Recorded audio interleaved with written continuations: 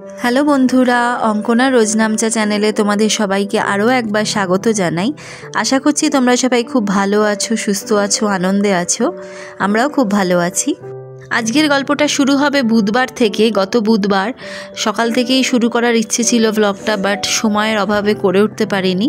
আজকে এখন দুপুর হয়ে গেছে, দুপুরবেলা এসছি মাছের ওখানে হোলসেল ফিশ মার্কেটে, তাই ভাবলাম এখান থেকেই ভিডিওটা শুরু করে দিই।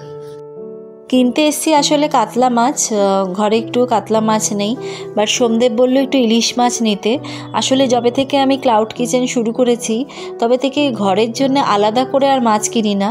মানে কিচেনে যদি চিংড়ি মাছের অর্ডার থাকে বা কাতলা মাছের অর্ডার থাকে সেই মাছটাই কেনা হয়, সেটাই ঘরের জন্য হয়। এইভাবেই মানে আলাদা করে আর কিছু স্পেশাল মাছ বা ওইভাবে কিছু রান্না করার সময়ও হয় না, সুযোগও হয় না। বাট আজকে সোমদেব বলল একটু ইলিশ মাছ কিনতে ঘরের জন্য স্পেশালি, তাই সেটাও একটু নিয়ে নিলাম। এই সিজনে আমাদের বেশ কয়েকবার ইলিশ মাছ খাওয়া হয়ে গেছে, তবে ইলিশ মাছ বলে কথা, যত বেশি খাওয়া হয় ততই যেন মন ভরে না, আরও খেতে ইচ্ছে হয়। ওই 1 কিলো ওজনের ইলিশ মাছটা নিলাম। স্পেশালি আমার কাতলা মাছটা কিনতে মাঝে মাঝে একটু প্রবলেম হয়, কারণ আমি ক্লাউড কিচেনে একটা পার্টিকুলার সাইজের কাতলা মাছের পিসটা দিই। নয় কখনো আমি বেশি বড় কাতলা মাছ পেয়ে যাই, আর নয়তো কখনো খুব ছোট ওজনের কাতলা মাছ পাই। ঠিকঠাক সাইজের কাতলা মাছ পাওয়াটা একটু লাকের ব্যাপার আছে। তবে আজকে পেয়ে গেছি ঠিকঠাক, ওই 3.5 কিলো মতো ওজনের একটা কাতলা মাছ নিলাম। আজকে কিচেনেও কয়েকটা ইলিশ মাছের অর্ডার আছে, ঘরের জন্য ইলিশ মাছ আর অর্ডারের ইলিশ মাছ একসঙ্গেই ভেজে নিচ্ছি। আর এইদিকে দেখো কি জোরে বৃষ্টি শুরু হয়েছে। আমি একটা জিনিস নজর করে দেখেছি, দিনের বেলা যতটা না হয় বিকেলের পর থেকে এত জোরে শুরু হয়ে যায়, মানে যে কি বলবো, মানে বেরোনোই যায় না, এত জোরেই বৃষ্টি পড়ে। যাই হোক, বারান্দায় যখন এলাম তোমাদেরকে এই গাছটা দেখাই। এই গাছটার নামটা ঠিক আমি জানি না, এটা একটা ফুলের গাছ, কি বিশাল লম্বা হয়েছে। আমাদের বারান্দায় পাইপটা আছে, এটা বেয়ে বেয়ে কোথায় উঠে যাচ্ছে। এটাকে খুব শীঘ্রই কেটে দিতে হবে, না হলে কোথায় যে পৌঁছবে তার ঠিক নেই। ঘরের জন্য যে ইলিশ মাছটা কিনেছি সেটার ডিমটা তো আলাদা বার করে নিয়েছি, মাছের ভেতরে আর রাখিনি, তাই ওটা একটু নুন হলুদ দিয়ে ভেজে নিচ্ছি। ঋষান আর সোমদেব দুজনকেই খুব সকালে উঠতে হয় বলে আজকাল আমরা ডিনারটা আরও একটু তাড়াতাড়ি করে নিই। আজকে মেনুতে ইলিশ মাছ আছে বলেই সোমদেব আজকে ভাত খেতে রাজি হলো, নয়তো বেশ কিছুদিন ধরে ভাত রান্না হচ্ছিল না আমাদের ডিনারে। চলে এসেছি পরের দিন সকালবেলা মানেই তো সুইমিং ক্লাস ঋষানকে আজকে সুইমিং ক্লাসে দিয়ে আমি একটু বেরোবো, ওখানে আর দাঁড়াবো না। ওদের সুইমিং ক্লাসের উল্টো দিকেই রিলায়েন্স মার্ট আছে, কয়েকটা জিনিস কেনার আছে দরকারি, তো ভাবছি এখান থেকেই কিনে নিয়ে চলে যাব। পুনেতে এর আগে আমরা যেখানে থাকতাম সেই বাড়ির খুব কাছাকাছি ছিল এই রিলায়েন্স মার্ট, সেই জন্যে বেশিরভাগ দিনই আমরা রিলায়েন্স মার্টে আসা যাওয়া হতো। কিন্তু এখন আমরা যেখানে থাকি সেই বাড়ির এটাও কাছেই, তবে রোজ আসবো বললে আসা যায় না, মানে অতটাও ওয়াকিং ডিস্টেন্স নয়, মানে হাঁটাটা একটু বেশি পড়বে। এখানে এই যে টাওয়ালগুলো দেখছো, এর মধ্যে থেকে একটা আমি নিয়েছি, 250 টাকা পড়েছে, আর বাকি গ্রসারি জিনিস তো কিনেইছি।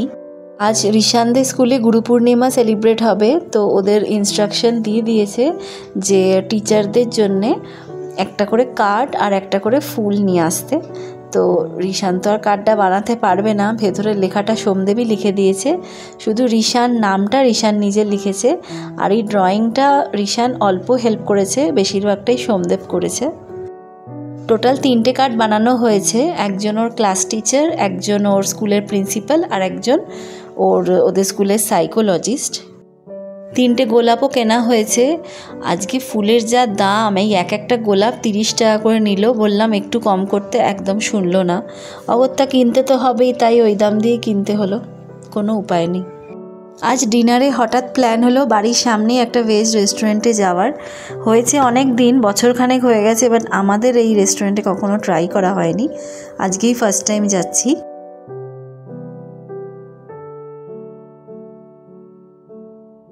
ধোসা তো আমাদের 3জনেরই অল টাইম ফেভারিট, আর এদের এখানে অনেকগুলো ভ্যারাইটির ধোসা ছিল, তো সবচেয়ে বড় যেটা সেই ধোসাটা আমরা অর্ডার করেছি, এটা পেপার মশালা ধোসা, আর এটার দাম নিয়েছিল 180 টাকা।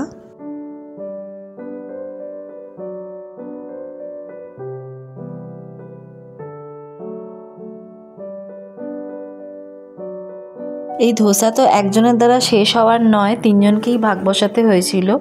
আমরা যেটা ভুল করেছিলাম সেটা হলো এই ধোসার পরেও একটা চাইনিজ আইটেম অর্ডার করেছিলাম, সেটা না করলেও চলতো, মানে সেটা বাড়তি হয়ে গেছিলো। এই ধোসাটাতেই আমাদের যথেষ্ট পেটটা ভরে গেছিলো।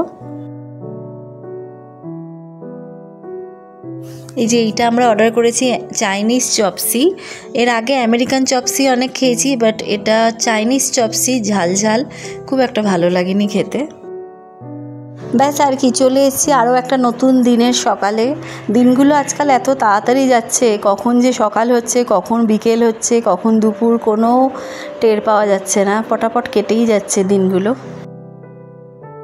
তবে আজকের দিনের একটা জিনিস ভালো, যে আজকে কিচেনের চাপটা অনেকটা কম আছে, একটু রেস্ট নিতে পারবো। আর ইচ্ছে আছে একেনবাবু সিরিজের একটা নতুন মুভি বেরিয়েছে, সেটা দেখব। কতটা শেষ করতে পারবো জানি না। আজকাল তো এই হয়েছে, একটা মুভি বা একটা সিরিজ একদিনে তো দেখাই যায় না, 5-6 দিন লেগে যায় কোনো একটা সিরিজ বা এপিসোড শেষ করতে। তবে আজকে যেহেতু অর্ডারের চাপটা কম, আজকে ভেবেছি একটুখানি রোল বানাবো। আমারও খেতে ইচ্ছে করছিল। চিকেনের রোল বাড়িতে বলেছি, বাট আসলে চিকেনের রোল বানাবো না, ঘরে চিকেন নেইও, কিনে আনাই যায়, বাট চিকেনের রোল বানাবো না, বানাবো হচ্ছে সয়াবিনের রোল। বাট চিকেন রোলের প্রসেসেই বানাবো। কিভাবে বানালাম আসো তোমাদের সঙ্গে একটু শেয়ার করি। সয়াবিনটা একটু জলে ফুটিয়ে নেব, তারপরে দই, রসুন, আদা, নুন, হলুদ, ধনে গুঁড়ো, লঙ্কা গুঁড়ো, একটু গরম মশলা পাউডার দিয়ে একটু ম্যারিনেট করে রেখে দেবো। খুব বেশি সময় নয়, কারণ চিকেন তো নয়, সয়াবিন, এই 15-20 মিনিট করলেই হবে।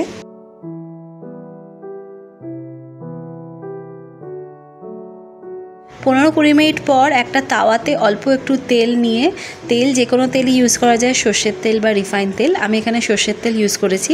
এই সয়াবিনগুলোকে একটু ফ্রাই করে নেব। আটা ময়দা দুটো দিয়েই করা যায়, বাট আমি এখানে ময়দাটা দিয়েই করছি।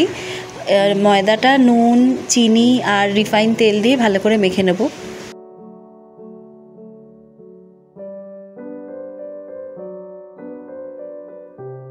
সয়াবিনগুলো একটু ভাজা ভাজা হয়ে গেলে কেটে রাখা ক্যাপসিকাম আর পেঁয়াজগুলো দিয়ে আরও একবার নাড়াচাড়া করে নেব। একটু লাল লাল কালার হলেই নামিয়ে ফেলবো। রোলে দেওয়ার জন্য আলাদা করে শসা কুচি, পেঁয়াজ কুচি, লঙ্কা কুচি তো কেটে রেখেইছি, আর একটা ভাজা মশলাও বানিয়েছি। কিছুই না, ওর মধ্যে একটু জিরে আর আমচুর পাউডার আর বিট নুন, এইটা দিয়ে একটা ভাজা মশলা বানিয়ে নিয়েছি। এরপরে কি করতে হয় তোমরা তো সবাই জানো, পরোটাগুলোকে ভালো করে সেঁকে ভেজে তার মধ্যে সব স্টাফিংগুলো দিয়ে শসা কুচি, পেঁয়াজ কুচি, লঙ্কা কুচি, সস, ভাজা মশলা দিয়ে ফোল্ড করে নিলেই রেডি হয়ে যাবে আমাদের সয়াবিন রোল। খেতে কিন্তু সত্যিই খুব ভালো হয়েছিল, যেহেতু চিকেনের প্রসেসে করেছি, পেঁয়াজ, রসুন, আদা সব দিয়ে করেছি, তাই খেতে খুব ভালো লাগছিল। এটার মধ্যে চাইলে তোমরা ডিমও অ্যাড করতে পারো বা আলুও অ্যাড করতে পারো, তাহলে আরও ভালো লাগবে। এই প্রসেসে চিকেন রোলও করা যায়, সেটাও খুব ভালো লাগে। যাই হোক, ব্লগটা এখানেই শেষ করলাম। তোমাদের ভালো লাগলে প্লিজ লাইক শেয়ার করে দিও, আর যারা নতুন দেখছো চ্যানেলটাকে সাবস্ক্রাইব করে দিও। খুব শিগগিরই নতুন একটা গল্প নিয়ে চলে আসবো। এখন যাই, টাটা।